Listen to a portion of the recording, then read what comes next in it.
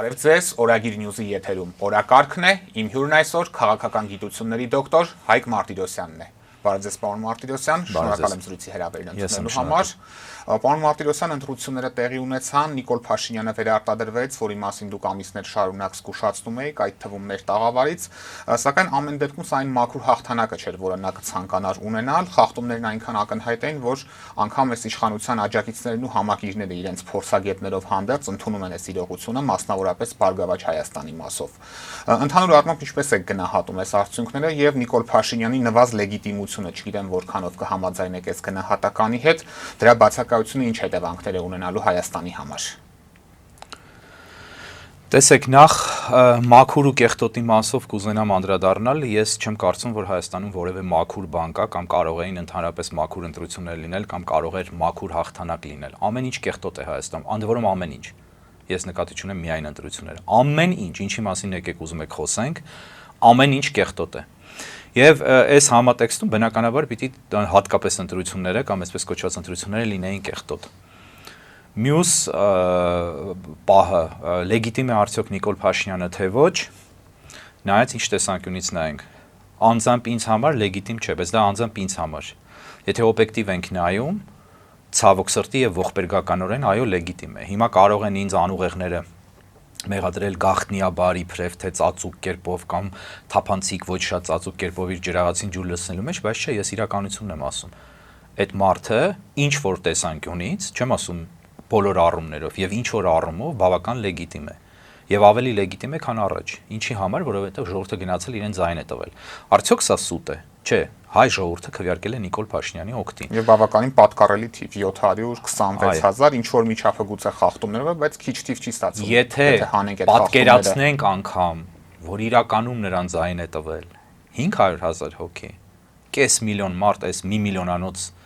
բնակչության մեջ, որտեղ Հայաստանում ես չեմ կարծում, թե մի միլիոնից ավել իրականում բնակչություն կա։ Դա աննկարագրելի թիվ է։ Եվ լեգիտիմ է արդյոք թե ոչ, այո լեգիտիմ է։ Ինչ է նշանակում լեգիտիմ։ Լեգիտիմ նշանակում է այն, որ կրկին ասեմ, անձամբ ինձ համար ոչ, եւ ես կարող եմ երկար բացատրել, թե ինչի ինձ համար ոչ, թե ինչի այս առումով ոչ, այն առումով ոչ։ Բայց փաստացի ենք նայում։ Եկեք մեզ չխաբենք, բավական է ինքնախաբեությամբ զբաղվել ազգի մասին, ժողովրդի մասին, լեգիտիմության մասին, Նիկոլ Փաշինյանի մասին, չի կարելի ինքնախաբվել։ Պիտի փաստերը ընդունենք, ինչքան էլ դրանք տհաճ լինեն առանձին անհատների կամ խմբերի համար, ինչքան դրանք տհաճ լինեն անձամբ ինձ համար։ Մարդիկ գնացել իրեն ձայն են տվել, եւ իր անձին չի միայն որ ձայն են տվել։ Ես համոզված եմ եւ ես բազմաթիվ անգամներ ասել եմ, որ ձայն են տվել իր օրակարգին։ Հիմա ինչպիսի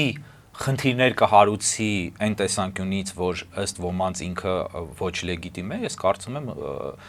միջազգային հանրությունը նրան ճանաչում է անգամ շատ լեգիտիմ, որտեղ ակնհայտորեն մենք տեսանք, որ անգամ ընտրություններից հետո չեղան բողոքի ցույցեր, եւ դա չի նշանակում, որ ինքը լեգիտիմ է այդ մասով։ Դա նշանակում է, որ ըստ էության ոչ լեգիտիմացվեց եւ ինքնա ապա լեգիտիմացվեց ընդդիմությունը, որը չկատարեց իր հիմնական ֆունկցիան։ Ինքը բողոքի քաղաքական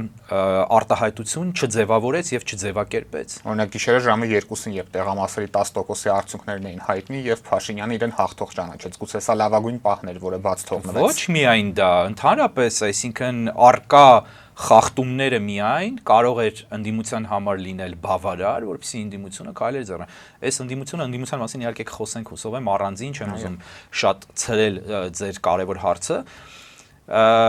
Կա իրականություն։ Իրականությունն այն է, որ Նիկոլ Փաշինյանը ներկայացնում է հայ ժողովրդի իղձերը, իսկ դա հայրենազրկման իղձն է, դա դարդ չքաշելու պետություն պահելու համար իղձն է, պետություն պահելը դարդ է, բայց ոչ բացասական իմաստով, դրական իմաստով մարդիկ ժողովուրդներ ազգեր երազում են այդ դարդը ունենան, օրինակ քրդերը։ Բայց հայ ժողովուրդը չի ուզում այդ դարդը ունենա, եւ սա մենք պիտի ընդունենք, սա ես չեմ ասում նեգատիվ, պոզիտիվ, որոշակի որևէ բնորոշում չեմ տալիս, փաստն եմ արձանագրում։ Հայ ժողովուրդը չի ուզում այդ խնդիրը լուծի, ինքը չի ուզում ոչինչ անի, ինքը ուզում է գան իր համար կառավարեն իր երկիրը, եկել են կառավարում են։ Եվ ինքը չի էլ ուզում որևէ բանի մասնակցի։ Կարևորը սնունդը տեղը լինի, հաճույքները տեղը լինեն, ռեստորանները հաճելի սարքած լինեն, ոչինչ ուրիշ կարևոր չի, ուրիշ ոչինչ կարևոր չի։ Եվ սա մենք պիտի արձանագրենք։ Հիմա երկրի համար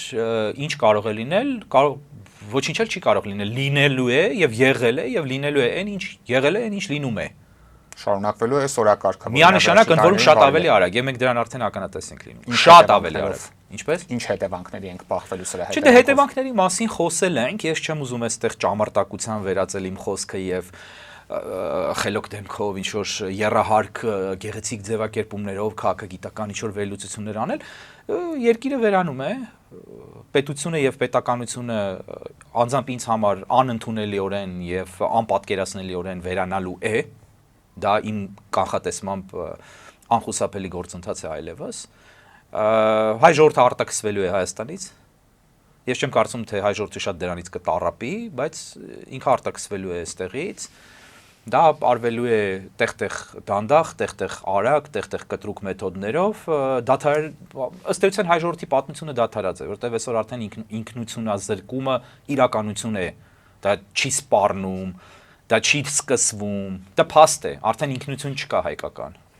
Եթե գործոններին անդրադառնանք, պարոն Մարտիրոսյան, որոնք են այն գլխավոր գործոնները, որոնք նպաստեցին Փաշինյանի վերարտադրությանը եւ այս համատեքստում ես ուզում եմ մենք անդրադառնանք հատկապես Ռուսաստանի կողմից կիրառված սահմանափակումներին, արդյոք դրանք հակառակ ազդեցություն չունեցան կամ հենց այն իրական ազդեցությունը, որը Ռուսաստանը ուզում էր ունենալ, քանի որ բազմաթիվ քաղաքացիներից եմ ես լսում, որ նրանք ի սկզբանե մտադիր չէին Փաշինյանի օգտին քվեարկել, բայց դրանց այն կոշտ հայտարարությունների, որոնք Մոսկվայից հնչում էին եւ այլն, դրանց արդյունքում մարդիկ գնացին եւ իրենց ձայնը ԿՊ-ին տվեցին։ Այդ քաղաքացիներն են առաջին հերթին պատասխանատու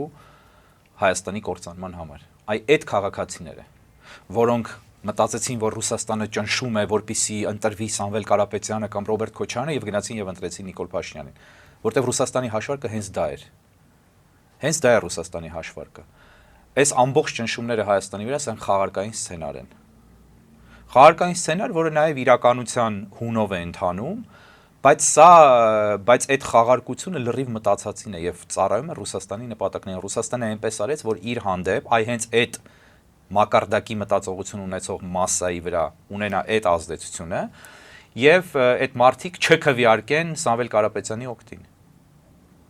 որովհետեւ Ռուսաստանին անչափ ձեռնտու էր, որպեսզի իր մարդը, իմ բնորոշմամբ, իմ կարծիքով իր մարդը, ես հավատում եմ դրան, Նիկոլ Փաշինյանը մնա Հայաստանի ղեկին։ Եթե Ռուսաստանը ուզենար, որ Նիկոլ Փաշինյանը չմնա, Նիկոլ Փաշինյանը չէր մնա։ Իսկ Նիկոլ Փաշինյանի մնալը ինչ է տալիս Ռուսաստանին։ Ամեն ինչ, իսկ ինչ չի տվել։ Ռուսաստանը միակն է, որ օրինակ չի ճանաչել ընտրության արդյունքները։ Հատուկ, հենց այդ պատճառով, որպեսզի բոլորը ասեն, վայ, տեսեք, Նիկոլ Փաշինյանը մեզ տանում է դեպի արևմուտք, կարևոր է Ռուսաստանը թքած ունի թե Հայաստանում ընդհանրապես ինչ են անում, ինչ են մտածում։ Ռուսաստանին կարևոր է, որ իր ուզածները արվեն։ Կա մի բան, որ Նիկոլ Փաշինյանը չի արել Ռուսաստանի ուզածներից։ Մեծ հաշվով ոչ։ Կա մի բան, որ Նիկոլ Փաշինյանը արել է Ռուսաստանի դեմ, հօգուտ Եվրոպայի, հօգուտ Ամերիկայի, ոչինչ։ Մենք կարող ենք խոսել թրիփի մասին եւ ես կարող եմ բացատրել, որ թրիփը ամերիկյան կողմը մտավ խաղի մեջ, որպեսզի գոնե այդտեղ կասեցնի ռուսականացումը, Զանգեզուրի Միջանցքի ռուսականացումը։ Ընդհանրապես, ընդ որում այս վարչակազմին ամերիկյան կարևոր էր այդքանը անելը, ոչ ավելին։ Եվ շատ նորմալ է դա։ Ամերիկյան Ռուսաստանի հնարավոր մասնակցության մասին թրիփում։ Այո, այդ մասին էլ են խոսում, կարող են խոսել։ Բայց չկա մի բան, որ Նիկոլ Փաշինյանը արել է Ռուսաստանի դեմ, Ռուսաստանի ազդեցությունից դուրս գալու։ Եթե արվել է, ապա արվել է հօգուտ Ռուսաստանի եւ Ռուսաստանի տակ ավելի մնալու։ Եվ Ռուսաստանը այդ բեմադրությունը կատարում, եւ այդ բեմադրությունը անգամ հայ ժողովրդի համար չի մեծ հաշվով։ Հայ ժողովրդի համար էր, որպեսզի Նիկոլ Փաշինյանին սատարեն, ինչը եւ տեղի ունեցավ, իրենց կրկնեմ, կարևոր չի հայ ժողովրդը իրեն կատի կսիր, ինքը թքած ունի, խորապես թքած ունի։ Իր համար կարևոր է Նիկոլ Փաշինյանը մնա իշխանության։ Եթե ինքը կարող է հայ ժողովրդին իրեն ատեցնելով ստիպել կամ համոզել կամ դրթել մեղմորեն, իրեն ինքը իր հանդեպ ատելություն հարուցելով եւ դա ծառայելու է նրան, որ իր ուզած մարդը մնա իշխանության, ինքը դա կանի եւ անում է եւ արել է։ Իսկ օրինակ Սամվել Կարապետյանի իշխանության գալը Ռուսաստանին ինչով էր խանգարելու, քանի որ շատերը, այսինքն հանրային կարծիքի գերակա մեծամասնությունը նրան հենց Ռուսաստանի թեկնածուն։ Ասեմ ձեզ, ես կարծում եմ, որ Ռուսաստանի միակ թեկնածուն Նիկոլ Փաշինյանն էր։ Ունի պահուստային թեկնածու իմ կարծիքով, իմ սուբյեկտիվ ենթադրությամբ դա Ռոբերտ Քոչարյանն է, բայց Սամվել Կարապետյանի պարագան այլ է։ Նախ ես ուզում եմ հետեւյալը ասել։ Սամվել Կարապետյանը ռուսական միլիարդերների դաշտում ընդհանրապես բավական փոքր միլիարդեր է։ 4 միլիարդը դա Ռուսաստանում փող չի։ միլիարդերների համար։ Էլ չասեմ համաշխարհային մակարդակով, դա փոքրիկ ծավալների միլիարդներ են, միլիարդերների հասկացությամբ։ Սամվել Կարապետյանը չեմ կարծում, թե որևէ կերպ հետաքրքիր է եղել Կրեմլին, որպեսզի իրենով զբաղվեն։ Զուտ ելնելով իր կրթական ցենզից, ելնելով իր ընդհանուր ինտելեկտուալ մակարդակից եւ այլն եւ այլն։ Դա այն կալիբրի գործիչ չի եղել, մանավանդ ինքը երբևէ որևէ ամբիցիա Ռուսաստանում չի ցուցաբերել։ Ինքը ուղղակի ծառայել է Հայաստանի իշխանավորներին, Հայաստանում խնդիրներ լուծելու համար իր փողերը օգտագործել են, բայց դա նաև ցույց է տալիս մի բան, որ այդ մարդը ազգային մտածողություն ունեցող մարդ է։ Ես կարող եմ Սամվել Կարապետյանին մինչև վաղը չեմ մյուս օր երեկոյան ժամը 7-ը քննադատել եւ ասել նրա բոլոր մինուսները, եւ դա արել եմ։ Միաժամանակ ես աջակցություն եմ հայտնել նրան ընտրություններից առաջ, որովհետև ինձ համար կարևոր է սթափ դատելը, ոչ թե պիտակներ ճպացնելը վրան եւ այդ պիտակներով հիմար որոշումներ կայացնելը կամ հիմար կերպով ուղղորդելը եւ ինձ եւ ուրիշներին։ Սամվել Կարապետյանը հողի մարդ է։ Սամվել Կարապետյանը ազգային գաղափարախոսությունը չիմացող մարդ է, բայց ազգային տիպի մարդ է, ազգային մտածողություն ունեցող մարդ է։ Ինչքան էլ դա լինի, չգիտեմ, գեղչկական մակարդակի կամ գավառական մակարդակի, ոչ բարձր ինտելեկտուալ դաշտում, այդ ամեն ինչը մի կողմ թողնենք։ Այդ մարդը ազգային մարդ է։ Եվ ես համոզված եմ այսօր էլ, որ Սամվել Կարապետյանը Հայաստանը չի փաթեթավորի եւ նվիրի թուրքերին, որ եթե Հայաստանը ինքը գար մի պահ, որ գիտակցեր, տեսներ հստակ եւ պատկերացներ, որ Ռուսաստանը փաթեթավորում եւ նվիրում է Հայաստանը, ինքը դրա մեսենջերը, այսինքն դրա հաղորդիչ չէր հանդիսանա, ինքը կգնա Ռուսաստանին դեմ, ինքը կգնար դեպի Ամերիկա, մի բան ինչ Վազգեն Սարգսյանը արեց եւ իմ ենթադրությամբ դրա համար ենթադրում եմ սպանվեց, որ Վազգեն Սարգսյանը տեսավ Ռուսաստանը ինչ process է սկսել, որտեղ այն ինչ տեղի ունեցավ 20 թվականին, ենթադրաբար տեղի ունենալու 2000-ականների սկզբին։ Եվ ենթադրաբար Վազգեն Սարգսյանը դա տեսավ եւ փորձեց շեղում կատարել կամ թեքում կատարել դեպի Միացյալ Նահանգներ եւ դրա համար իմ ենթադրությամբ Վազգեն Սարգսյանի տեղավեն ինչ եղավ եւ Կարեն Դեմիրճյանի եւ մյուսների։ Ես կարծում եմ, որ Սամվել Կարապետյանը նույն կերպ դրա հետ չէր համակերպվելու, որովհետև իմ կարծիքով, իմ ենթադրությամբ ինքը իր միլիարդները, որտեղ վերջապես մարդը ինչքան էլ ասենք չլինի գիտնական կամ քաղաքականությունից չհասկանա, չի կարող այն աշճանի հիմար լինել, որ այս իրավիճակում իր միլիարդները թողի Ռուսաստանում, ինքը լինելով հայաստանցի, հայ եւ այլն, եւ ես կարծում եմ իր կապիտալի մեծ մասը հանել է, կիպրական անձնագիր ունի Եվրոմիության, որը նշանակում է իր համար պահուստային տարբերակ է մտածել, սանկցիոն ցուցակում չէր եւ այլն, հա, այո, կարող է իրեն Կրեմլից ասել են գնա նախագահի համար այսինչ վիլան առ Ֆրանսիայում գնացել խելոք առել տվել է։ Բայց ընդհանրապես ենթադրում եմ փողերը օգտվել, հիմա ես չեմ ուզում իր փաստաբանի դերում հանդես գալ, ես ուզում եմ բացատրել ինչ տեղի ունեցավ եւ ինչի։ Եվ այս համատեքստում Սամվել Կարապետյանին ասոցացնել Ռուսաստանի հետ, մի մարդու, որը պոտենցիալ մեկներ, որը վերջում գնալու էր դեպի արևմուտք, գալով Ռուսաստանից, լինելով ռուսական մթնոլորտի եւ միջավայրի ֆինանսական պրոդուկտ եւ այլն, ինչ որ մի պահ գնալու էր դեպի արևմուտք։ Ես դրանում համոզված եմ, կասկած չունեմ։ Բայց այդ մարդուն ներկայացեցին որպես ռուսական գործակալ, հենց իրենք Ռուսաստանը եւ իրենց բանը, սկսեցին ճնշումներ գործադրել իբրև թե բացասական նեգատիվ քայլեր անել Հայաստանի վրա, որպեսզի իրենց այդ ասոցացվածը չհաղթի, եւ այն մարդը, ում հետ իրենք հստակորեն եւ հրաշալիորեն աշխատել են 8 տարի, մնա վարչապետ։ Մյուս կողմից ես պետք է ասեմ օբյեկտիվորեն իմ մոտեցումը Սամվել Կարապետյանին այսօր։ Ես կարծում եմ, որ այստեղ արդեն մտածելու բան ունենք, թե արդյոք իրեն նույնպես չխաղարկեցին այս խաղի մեջ եւ չդարձրեցին խաղի առարկա, որպեսզի Նիկոլ Փաշինյանը մնա իշխանության, որովհետեւ ինչքան էլ իր խոսքը, Նարեկի խոսքը հավատ ներշնչի, այնուամենայնիվ գործողությունների եւ իրենց շրջապատած անձանց, իրենց վրա ունեցած ազդեցությունը հաշվի առնելով, մենք կարող ենք երկու կասկած ունենալ։ Առաջին կասկածը, որ այդ գործընթացը իրենց մասնակցության ուղղորդվում էր Ռուսաստանից առանց իրենց իմանալու, բայց իրենք հլու հնազանդ ինչ որ ազդակների ենթարկվում էին առանց գիտակցելու թե դա որտեղից է գալիս, եւ ես ձեզ ասեմ, ես չեմ կարծում, որ իրենք այն աշճանի ինտելեկտուալ էին, որ կգիտակցեին իրենց այդ ինչ է լինում։ Այսինքն ոչ ուղիղ կառավարման մասին եք խոսում։ Այո, որովհետեւ շատ պրիմիտիվ մոտեցումներ իրենք ունեին, օրինակ, որ տնտեսությունը այդքան ավելի կարևոր է, քան քաղաքականությունը, որ պետք է տնտեսությամբ անել, դա քաղաքական դեբիլության գագաթնակետն է, եւ այդ դեբիլության արտահայտումը բազմաթիվ անգամ հպարտորեն հնչել է այդ դեբիլ թեզի արտահայտումը իրենց շուրթերից, բայց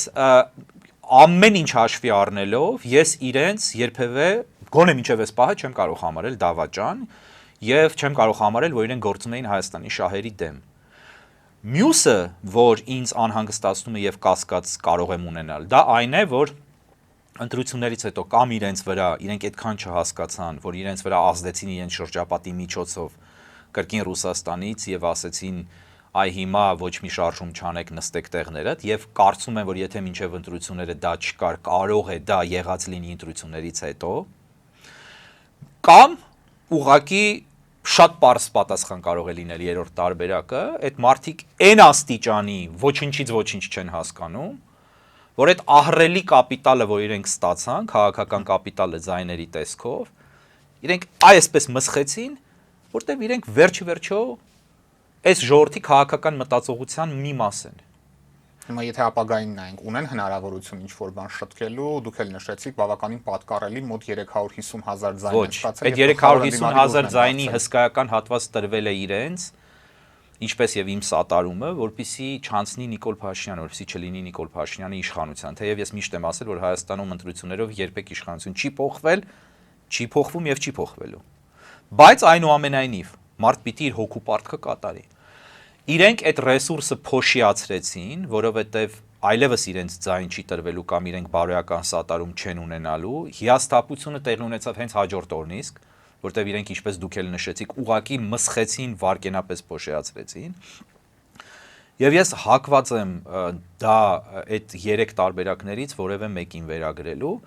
Ամեն դեպքում իրենք ունեն շանս թե չէ, այո, միշտ ինչ որ մի շանս կա, հարցը նրան մեկ օգտվեն թե չէ։ Ինչպես հայ ժողովուրդը պատմության մեջ երբևէ իր ոչ մի շանսից չի օգտվել։ Եվ ինչպես բազմաթիվ անգամներ ասել եմ, հայ ժողովուրդը որևէ շանս պատմության մեջ բաց չի թողել, բոլոր շանսերը բաց թողնելու։ Էնպես էլ Կարապետյանները լինելով հայ ժողովրդի մաս, հայերի պես մտածող, չեն կարող կատարել, ունակ չեն կատարել հեղափոխական, արմատական փոփոխություն նախ եւ առաջ իրենց մտածողության մեջ։ Դա ունակության խնդիր է։ Ունակ չեն, չկա այդ հնարավորություն, այդ ծրագիրը, այդ software-ը, այդ hardware-ի մեջ չկա։ Վերջ, չկա։ Ծրագիր չկա եւ համակարգիչը չի կարող աշխատել այդ ֆունկցիաները կատարել։ Այդ մարդիկ չեն կարող։ Տեսականորեն այո կարող են, եթե իրենք վաղը վեր կենան, ինչ որ հայտարարություններ անեն, ինչ որ ճիշտ ուղու վրա ընկնեն, ինչ որ մեծամտությունը իրենց թողնեն մի կողմ, իրենց բացառիկ ինքնավստահությունը, որը վստահ եմ հիմա կոտրված է, թողնեն մի։ Ես հավատացած եմ, որ իրենք այն աստիճանի անմիտ քաղաքական մտածողություն ունեին, որ իրապես մտածում էին, որ իրենք հաղթելու են։ Եվ այդ կիքսերը, որ իրենք անում էին, դա սարսափելի էր։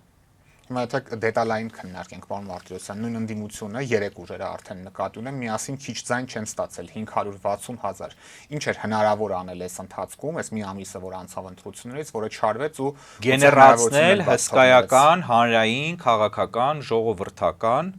խաղաղ, սարսափելի ծանրակշիռ բողոքի ալիք։ Ուրիշ բան չկար անելու։ Գեներացնել այդ ալիքը, այդ մարդիկ մսխեցին։ Ուրիշ մի բան ասեմ, մենք կենտրոնանում ենք Սամվել Կարապետյանի վրա, բա Ռոբերտ Քոչյանի ուժը ինչ արեց։ 150,000 ձայն էլ իրենք են ստացել։ Բացարձակ ոչինչ չարեց։ Նրանք հո իրենց արդեն խայտարակել են խորհրդանում ոչինչ չանելով։ Ինչ արեց Ծառուկյանի ուժը։ Ոչինչ չարեց։ Եվ կարելի է ենթադրել, որ Ծառուկյանը սպասում է թե ինչ է լինելու իր գույքերի հետ, իր բիզնեսների հետ, իր ամեն ինչի հետ, հիմա չի ուզում բզբզա, ինչպես ասում էր դասականը, հա։ Իհարկե, առևտրի չի գնալու։ Կարելի է, բա լռությունը ինչ է։ Լռությունը պատկերավոր փոխաբերական իմաստով առևտուր չէ։ Գուցե սահմանադրական դատարանի որոշմանն են սպասում վաղը, որ պիտի հրապարակվի։ Ինչ ակնկալիքներ ունեք սրանից։ Մի տեսակ ամաչումել եմ մեկնաբանել մի բան, որը ֆարս է, որը խեղ կատակություն է, կլոունադա, սահմանադրական դատարան, եւ ուզում եմ խնդրեմ, որ մեկնաբանեն այս տեսանյութի տակ ձեր էջում գրեն մարդիկ, թե ինչու է Սահմանադրական դատարանը կոչվում բարձր դատարան, այդ հարցը ինձ հետաքրքրում է։ Ես օրինակ քաղաքագետ եմ, չգիտեմ, իմ մոտ տպավորություն է, որ դա Օսմանյան կայսրության բարձր դուռ արտահայտության եւ երևույթի հետ քաղաքական ինչ որ զուգահեռներ կարող է ունենալ, ինչի բարձր դատարան։ Բայց թողենք մի կողմ, չշեղվենք։ Սահմանադրական դատարանը ինչ է անելու, ինչ որոշում է կայացնելու։ Հօգուտ Գագիկ Ծառուկյանի, հօգուտ Սամվել Կարապետյանի շահերի, հա։ Հիշեցնենք, որ այս կազմի 9 դատավորներից 8-ը իշխանության օրոք են ընտրվել բացառապես ՔՊ-ի կողմ ձայներով։ Եվ ուզում եմ հասկանալ, այստեղ ընդդիմությունը ինտելեկտի խնդիր ունի, թե ուղղակի ուղղորդվում է, որ ամեն ինչ անի, որ Նիկոլ Փաշինյանը մնա իշխանության։ Իսկ նույն Բարգավաճ Հայաստանի մասով իրատեսական չեք համարում, որ գոնե իրենց ձայները վերականգնեն ու դա քիչ թե շատ լեգիտիմություն կհաղորդի խորհրդարանին։ Ես չգիտեմ, հնարավոր է։ Հնարավոր է, որ Փաշինյանին ձեռք է տալիս, որպեսզի վերականգնվեն այդ ձայները, կամ հիմա որոշել է վերականգնվեն, կամ չվերականգնվեն, նայած ինքը Ալիևի հետ ինչ պայմանավորվածություն ունի, որտեղ ակնհայտորեն այն ինչ հայտարարեց Թովֆիկ Զիդվուղարովը, Ադրբեջանի նախկին ԱԳ-նախարարը, դա իշխանության տեսակետներ, եւ ես այս մասին գրառում եմ արել, որ ըստ ադրբեջանցիների ստացվում է, որ այդ մեսիջն է գալիս Բաքվից Զիդվուղարովի շուրթերով, որ իրենք մեղադրում են Նիկոլ Փաշինյանին նրանում, որ Փաշինյանը հատուկ չի ուզեցել սահմանադրական մեծամասնություն ունենա, որպեսզի չգնա ռիսկի Հայաստանի ներսում եւ չստորագրի օրինակ խաղաղության պայմանագիրը, այսպես կոչված կամ մնացած զիջումները չանի, անկլավներ չտա եւ այլն եւ այլն։ Ես չգիտեմ։ Ես կարծում եմ, որ Փաշինյանը դեմ չի ամենևին այդ ամեն ինչը անելու սահմանադրական մեծամասնություն ունենալով հանդերձ։ Ադրբեջանցիները իր մասին շատ ավելի լավ կարծիք են փաստացի։ Չգիտեմ ով ինչ կարծիքի է, իմիջիայլոց իմ կարծիքը Նիկոլ Փաշինյանի մասին արդեն ոչ լավ է, ոչ վատ է։ Ես այն պահից, երբ 100%-ով համոզվեցի, որ Նիկոլ Փաշինյանը ներկայացնում է հայ ժողովրդին, իմ կարծիքը դարձավ չեզոք։ Այսինքն ես չեմ կարող վատ կարծիք ունենալ մի ամբողջ ժողովրդի մասին եւ չեմ կարող լավ կարծիք ունենալ։ Ստիպված եմ չեզոք կարծիք արտահայտել, որովհետեւ Նիկոլ Փաշինյանը հայի դասական կերպար է։ Դա իսկական հայի կերպարն է եւ ինքը, այո, ամենայն անկեղծամբ եմ ասում, ինքը արտահայտում է հայ ժողովրդի որակները, տեսակը, ամեն ինչը պատական չի, որ ինքը ամեն կերպ փորձում է ընդգծել ժողովրդին իր պատկանելությունը եւ թող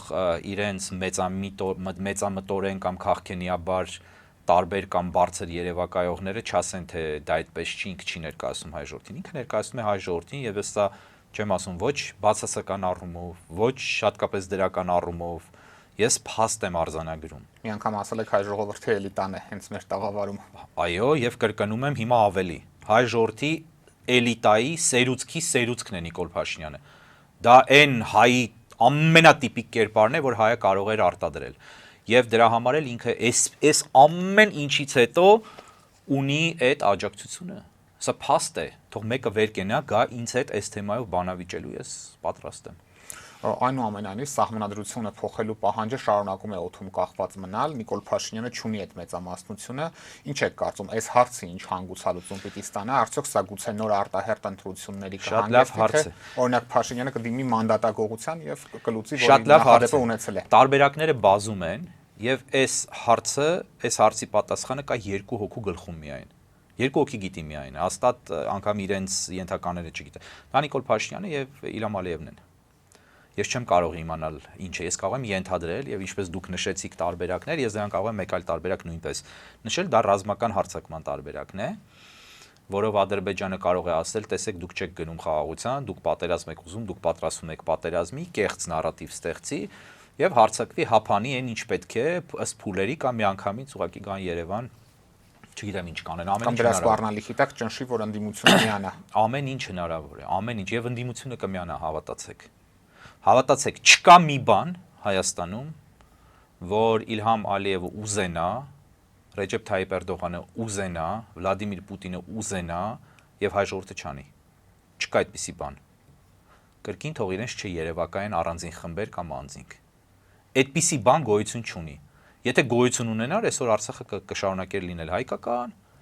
այսօր այս իշխանությունը չէր լինի իշխանություն։ Պիտի փաստ արձանագրենք եւ այս ամեն ինչը եթե նկատել եք, ասում եմ առանց նեգատիվի, առանց պոզիտիվի,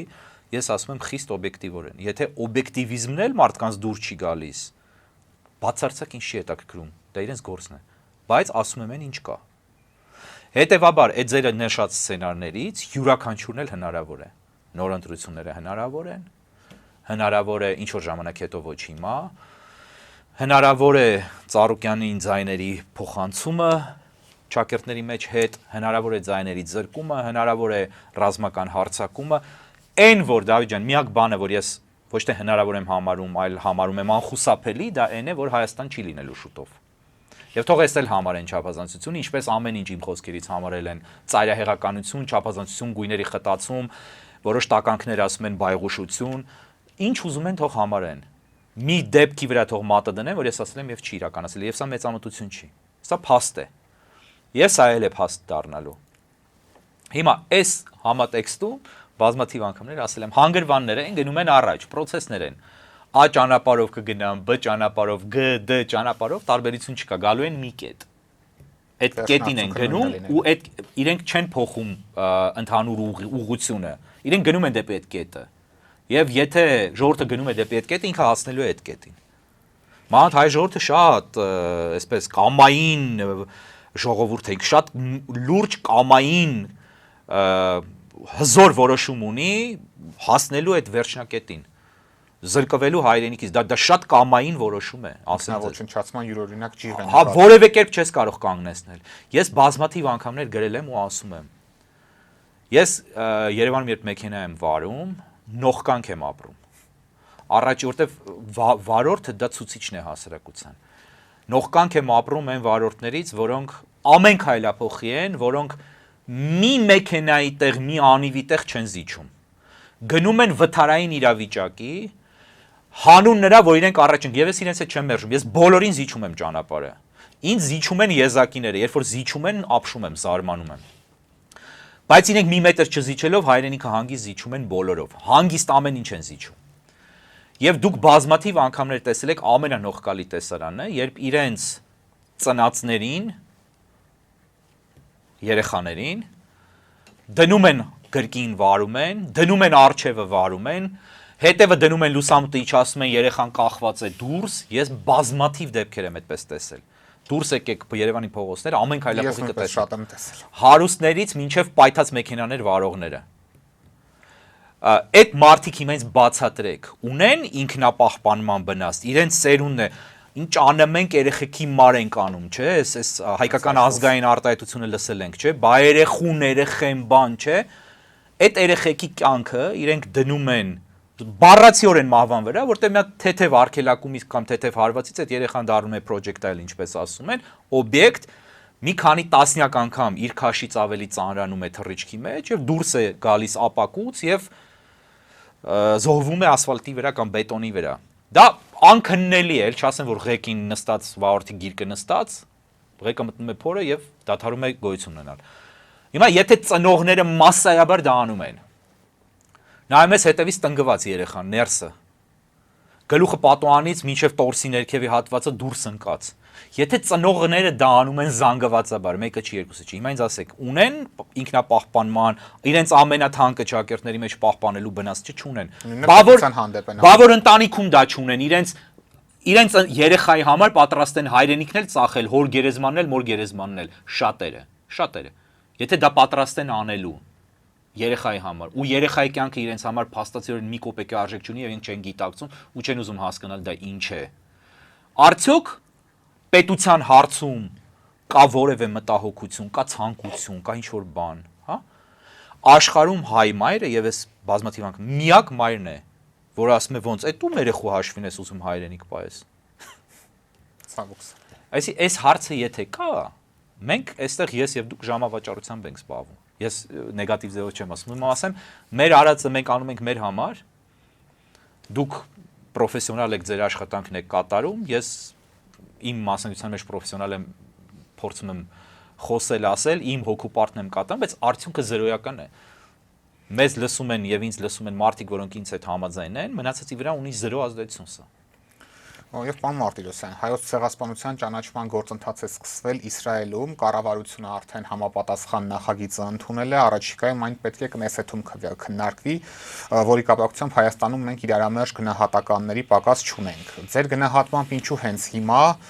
ճանաչումն արդյոք իր ավարտին կհասնի, հաշվի առնելով, որ Կնեսեթի հիմա արձակուրդ է գնում եւ աշնանվել արդեն ընտրություններ են լինում, եւ Իսրայելի նման երկրի ճանաչումը ինչ կտա ցեղասպանության ճանաչման գործընթացին եւ առհասարակ Հայաստանին։ Երկար պատասխան է ենթադրում, ես չգիտեմ, պիտի շատախոսեմ, թե փորձեմ շատ կարճ լինել, բայց կուզենամ այս ամբողջ թեման ծածկել։ Չգիտեմ ժամանակային ինչպիսի սահմանափակում ունենք։ Խնդրեմ։ Առաջին հերթին ավելի խորքային բանից եմ ուզում սկսել, ցեղասպանության միջազգային ճանաչումը, որը հայկական Սփյուռքը արեց եւ Հայաստանի Հանրապետությունը Քոչարյանի օրոք մի քիչ զբաղվեց դրանով դաշնակցության դրդմամբ, Ես օբյեկտիվ իրականություն է, ես լինելով Քոչարյանին չընդունող մեկը, սա պիտի ընդունեմ որպես փաստ, որ իրոք արտաքին քաղաքական առաջնահերթությունների շարքում ներառվեց։ Այո, ոչ շատ մեծ թափով, բայց ինչ որ բաներ արվեցին, ես կարծում եմ սա ընդհանրապես հիմար process էր։ Եթե նկատել եք, եթե ուշադրություն եք դարձրել, Իսրայելը եւ համաշխարհային հրեությունը երբևէ չի զբաղվել հոլոկոստի ճանաչման գործընթացով, երբևէ Ռուանդան երբևէ չի զբաղվել, Կամբոջան երբևէ չի զբաղվել, եզդիները չեն զբաղվում, կա մի բան, երբ դու մի բան սկսում ես պահանջել մյուսից, ինչ որ մեկից, անծանոթից, ընկերոջից, բարեկամից, թշնամուց, որ արի ճանաչիր, դա նշանակում է դու դա դարձնում ես հարցի առարկա, խնդրո առարկա, սակարկման առարկա, այն նույնը ինչ հայերը արեցին Արցախի հետ, այսինքն Արցախը վերամիավորվեց Հայաստանին, հետո պոկեցին, ասին մի հատ անկախության բան արեք, ռուսների թելադրանքով, անկախության հանրաքվե արեցին, Արցախը հռչակեցին սուտի անկախ հանրապետություն, պոկվեց, դարձավ քննարկման եւ սակարկման առարկա։ Հետո երբ Ադրբեջանը հափարեց, էլ ոչ ոք չէր կարող ասել, որ դա Հայաստանի մաս էր, որ դա էս էր, որ դա այն էր, դա վիճելի տարածք էր, հետեւաբար Ադրբեջան էր, հայերն էլ միշտ ասել են, որ դա եղել է Ադրբեջան, պիտի ինքնորոշվի, հայերը երբևէ չեն ասել, որ դա Հայաստանի մաս է, իրավականորեն եւ պատմականորեն, հայերի համար պատմությունը եւ իրավական դաշտը միշտ տարբեր են, եւ դա միայն հայերի համար է այդպես, ուրիշները հենվում են պատմության վրա, իրավական ձևակերպումներ են տալիս պատմությանը, հայերը փոքում գցում են պատմությանը մի կողմ, աղբանոց, իրավականն էլ հիմնում են ուրիշների կարծիքների վրա, ընդ որում ոչ բարեկամների։ Եվ շատ հեռացանք, այս սկզբունքով նույն խնդիրներ ինչ որ արեցին Արցախի հետ հայերը 40-ից 50 տարի վատնեցին հիմար գործի վրա, այս պետությունը ճանաչի, այն պետությունը, ինչի պիտի ճանաչեն, ճանաչված է, դուք պիտի գնայիք եւ բարոյապես հալածեիք այն ուժերին, ներառյալ Սփյուռքը պիտի դա աներ Հայաստանի Հանրապետությունը, ովքեր չէին ճանաչում, ովքեր մերժում էին, հերքում էին հայոց ցեղասպանությունը, այ դա պիտի արվեր, ոչ թե ճանաչել տայն, հոլոկոստը ճանաչված է, բոլորի կողմից ճանաչված է, անգամ մերժողների կողմից է ճանաչված, որտեղ մերժողների հերն անիծվում է, եթե մերժում են, եւ չի կարելի մերժել հոլոկոստի լինելիությունը, հոլոկոստը եղել է։ Եվ մեծ հաշվով ինչ է տալիս ճանաչումը, եթե գլխավոր դերակատարը Թուրքիան դա չի ճանաչել։ Այո, հիմա եւ սա վատնում էր, իմ համոզմամբ սա վատնում էր հատուկ ծրագրված կերպով, որպեսզի բուն պահանջատիրության թեմայից շեղվեր։ Հայերը հողային պահանջներ չունեն այն, հայերը միշտ հպարտ են եղել, որ իրենց կորցրած հողերի հետ բերելու խնդիր դրված չի, միշտ հպարտացել են, որ իրենք տարածքային վեճ չունեն։ Հենց հիմա էլ անգամ նույն Սամվել Կարապետյանը եւ թիմը ասում էին նախընտրական շրջանում, թե մենք ուրիշների հանդեպ տարածքային նկրտումներ չունենք։ Լավ է, որ չունեն, ինչ ասեմ։ Հիմա դա մեծ թեման։ Բայց քանի որ process-ը որպես երևույթ արմատացել է, առանձին պետություններ հայոց ցեղասպանությունը ճանաչել են որպես ճնշում Թուրքիայի վրա կամ որպես սատարում Հայաստանին որոշակի քաղաքական խնդիրներ լուծելու համար։ Շատ քիչ պետություններ կան, օրինակ Ուրուգվայը, որ առաջինն է ճանաչել, որը որևէ քաղաքական խնդիր չի լուծել, բայց լուծել է ներքաղաքական խնդիր, որտեղ հայկական համայնք կա։ Ճիշտ է, այդքան էլ հայ չեն իրենց հայերը, իրենց ինքնագիտակցությամբ եւ այլն, բայց իրենց համար էկզոտիկ էթնիկ ծագում ունեն, հա, մոտավորապես այդպես ծագումով հայ են։ Հայկական մշակույթի հետ շատ քիչ առնչություն ունեն հիմնականում Ուրուգվայի հայերը, բայց բավական ազդեցիկ են, բավական լավ համայնք է, որակյալ մարդիկ են եւ այլն եւ այլն։ Հիմա Իսրայելը լինելով ֆանտաստիկորեն բարձր մակարդակի քաղաքական գիտակցություն ունեցող հասարակություն եւ պետություն, ինքը գիտի իր շահերը եւ բնականաբար պիտի իր շահերով առաջնորդվի։ Թուրքիայի հետ հակամարտության մեջ է, որը ավելի է խորանալու, եւ հիմա գտել է, որ սա այն պահն է, երբ այդ խաղակարգը պիտի օգտագործվի եւ շատ լավ է անում։ Իսրայելը կատարում է շատ խելացի, շատ լավ քայլ, եւ այս քայլից պիտի հայերը եւ Հայաստանը օգտվեր։ Բայց հայերը եւ Հայաստանը դժգոհ են։ Մենք ունենք նաեւ մի արարած գոթիով, ինչպես ասում են, թարգմանաբար այծի մորուքով, որը նախկինում հայտնի ռոքեր է, ինձ համար անձամբ բավական տհաճ երաժշտության արտադրող, որի անունը Սերժ է, ազգանունը կարծեմ Թանկյան, որը կավատ սուրճն է արտադրում, կավատ, հա, խոստացել էր բնակարան գներ Հայաստանում 8 տարի է, սպասում ենք, հա, երևի չի գնել կամ գնել է չգիտեմ, եւ այս մարդը վեր է կենում ու հայհոյում է Իսրայելին։ Այս գոթիով, այծի մորուքով մարդը թարգմանաբար այդպես է կարծեմ թարգմանում։ Վեր է կենում հայհոյում է Իսրայելին, ասում է FU։ Ես ուզում եմ այդ մարդուն տեղեկացնել, որ եթե Իսրայելը իրենով զբաղվեց, իրեն այնպես FU կանեն, որ քիչ չի թվա իրեն։ Այդ մարդը չի հասկանում եք, որ եթե քեզ լավություն են անում, թեկուզ սեփական շահերից եւ հատկապես սեփական շահերից ելնելով, դրանից պետք է ուրախանալ, պետք է շնորհակալություն հայտնել եւ այդ հանգամանքը օգտագործել։ Բայց ինքը արտահայտում է ազգային մտածողության մի գիծ նաև մյուս կողմից այս թեմայից դուրս։ Դա այն է, որ սա շատ խորը թեմա է, որ հայերի մոտ կա ինչ-որ մի բան, որ իրենք պահանջում են արդարություն,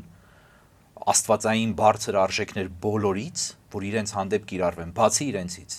Իրենք գտնում են, որ իրենց դա չի վերաբերում, բայց իրենց հանդեպ պիտի բոլոր աստվածային ամենաբարձր, սրբազան եւ սուրբ վարքագիծ դրսեւորեն անշահադիտորեն պիտի իրենց լավություն անեն, գան իրենց փրկեն։ Բազմաթիվ անգամներ խոսել եմ այդ մարդու մասին, ձեր տաղավարում եմ խոսել, գեներալ Դանստերվիլի օրինակը հրաշալի օրինակ է։ Ես անընդհատ խոսում եմ, որպեսզի պոպուլարիզացվի այդ թեման։ Այդ մարդը եկավ որպես բրիտանական կայսրության գեներալ եւ ռազմուժի հրամանատար, հսկական քանակությամբ հայերի փրկեց գաղթականների եւ եկավ Բաքու, ասեց մեծ Բրիտանիային ձեռք է տալիս, որ Բաքուն հայկական մնա, որպեսզի մենք նավթը ձեռք բերենք քրիստոնյաներից, մեր բնական դաշնակիցներից,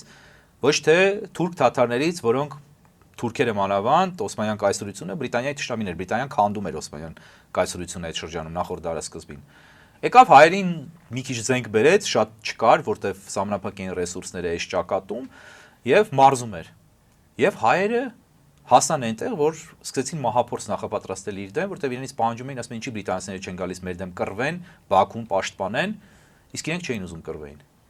Այդ մարդը վերջում թողեց, թքեց գնաց, մտան 30,000 հայ մորթեցին Բաքվում, իսլամի բանակ կոչվող թուրք-թաթարական զորամիավորումը հսկայական 30,000, չէ, ավելի։ Եվ Դանստերվիլին հետո պատմագիտության մեջ սարքեցին դավաճան, լքեց հայերին գնաց։ Այսինքն Դանստերվիլը լինելով բրիտանացի, պիտի բրիտանական շահեր չպաշտպաներ, պիտի գար բրիտանացիներին զոհեր, իմիջիայլոց հսկայական քանակությամբ զոհվեց Դանստերֆորսից, իր ուժից հսկայական քանակությամբ բրիտանացիները զոհվեցին հանուն հայերի, բայց ինքը պիտի մինչև վերջի մարդը կռվեր ու 100%-ով զոհվեր, որտեվ հայերը չէին կազմակերպվում եւ զինուշ չէին դառնում նորմալ, բայց հայերը պիտի բան չանեին։ Պիտի Բրիտանիայից ավելի մեծ զորքեր պիտի գային, այդ էին պահանջում։ Հիմա նույն պատմությունն է։ Իսրայելը պիտի զուտ, բարոյական, չափանիշներից ելնելով ճանաչեր ցեղասպանությունը վաղուց, ու եթե հիմա սեփական շահերից ելնելով այդ պահանջում ուրեմն նա շատ վատն է, իսկ այ հայերը կարող են հանդուրժել, որ իրենց կառավարությունը ուրանում է հայոց ցեղասպանությունը, թեմա է մեջ գցում, թե եկեք հաշվենք մեռելներին, անունները գրանցենք։ Ճանաչումը զենքայնացնել է, որակում Նիկոլ Փաշինյանը։ Weaponization, զենքայնացում, այսինքն գիտեք ինչ կա մեր խնդիրը, արդեն խնդիրել չի էս իշխանության համար։ Մի օգտագործեք ձեր նպատակներով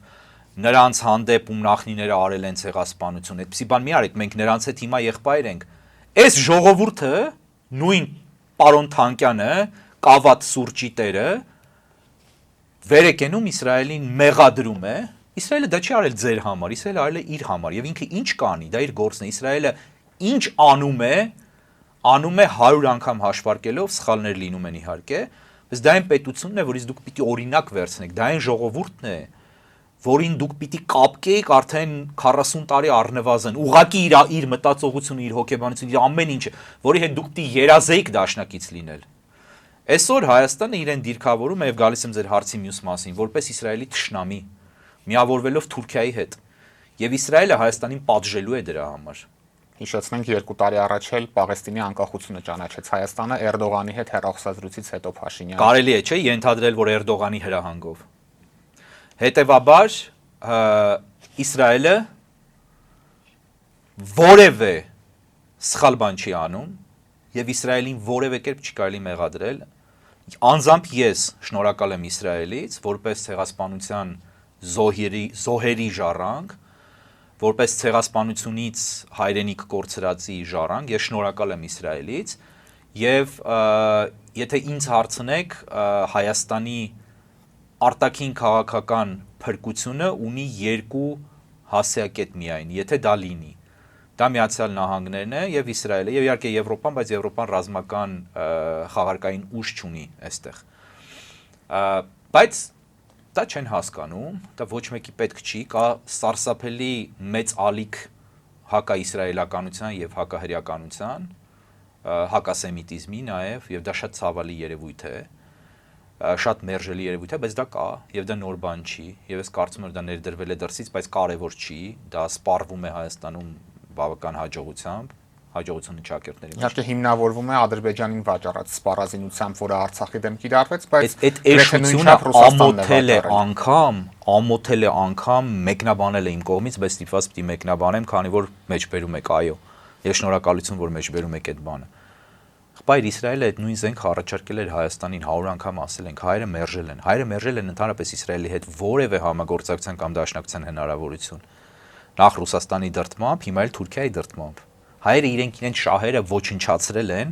եւ Իսրայելից բան ունեն պահանջելու։ Իսրայելը, որ ամբողջությամբ Ադրբեջանին էլ սատարեր, զուտ եթե այդպես հայերի սիրած արդարության մակարդակից ենք նայում, ճիշտ էր անելու իր տեսանկյունից։ Բա ինչի պիտի չաներ, դուք ինչ եք արել, դուք ընդամենը ձեզ դիրքավորում եք որպես թշնամի Իսրայելին եւ հրեականությանը։ Մյուս կողմից Ադրբեջանին ով է զենք վաճառել ամենաշատը։ Ռուսաստանը, Բելարուսը, բայց Ռուսաստանը ով հանձնեց Արցախը։ Թողնենք հայկական կողմի հանձնելու հանգամանքը։ Բայց ում ռազմուժներ կանգնած Արցախում, ռուսական, փաթեթավորեցին, ժապավենը կապեցին վրան, տվեցին ադրբեջանցիներին։ Իրենք էլ զոհեր ունեցան մի քանի հոգի։ Ինչպես միշտ են արել, զոհեր ունեցան, որ հանկարծ շեղումներ չտան ճանապարհից։ Իրենց մի հատ էլ իրենց քթին կտացրեցին Բաքվից, բայց դա կարևոր չի, իրենք միևնույն իրենք շատ տեղեր են զոհեր ունեցել, իրենք Թուրքիայում են դեսպան կորցրել այդպես եւ Թուրքիային ավելի են շողոքորթել։ Իրենց օդանավն է խփվել Սիրիայում Թուրքիայի կողմից, իրենց Սիրիայից են վտարում, բայց իրենք Սիրիայի հետ փորձում են շատ լավ լինել, որտեղ Թուրքիայի ազդեցությունը հսկայական է Սիրիայում։ Լսեք, այդ պրիմիտիվագույն բաները ինձ համար անգամ ամոթալի է մեկնաբանելը, բայց այս տարածաշրջանում Իսրայելը դառնում է ամենաառաջնային խաղացող։ Հայաստանը ընտրել է թուրքիայացման եւ ադրբեջանացման ճանապարհը, եւ Հայաստանը դրա համար շատ թանկ գին է վճարելու, բայց այս ժողովրդին հեչ պետքն էլ չի, մինչեւ Իսրայելը Հայաստանի հախից կգան Ադրբեջանը եւ Թուրքիան, որոնց վազում է Հայաստանը որպես երկիր, եւ ոչ մեկի դա ըստեյության չի ուզում, բացի մի քանի հոգուց։ Իրականությունը սա է։ Հիմա հայերը չեն հասկանում, որ իրենց դաշնակիցը պետք է լինի Իսրայել առաջնային դաշնակիցը, չեն հասկանում, որ ադրբեջանցիները 500 միլիոն անգամ ավելի խելացի են իրենց պահում վաղուց դաշնակցելով Իսրայելի հետ եւ դրա գինը կվճարեն։ Շնորհակալ եմ պարոն Մարտիրոսյան հետաքրքիր զրույցի համար։ Ես եմ շնորհակալ։ Օրակարգն այսօր այսպիսին էր, այն ամփոփեցինք քաղաքական գիտությունների դոկտոր Հայկ Մարտիրոսյանի հետ։ Սիրելի հետևորդներ, մեր հետագա հաղորդումները բաց չթողնելու համար հավանեք այս տեսանյութը, բաժանորդագրվեք մեր ալիքին եւ ակտիվացրեք զանգակի կոճակը։ Կհանդիպենք։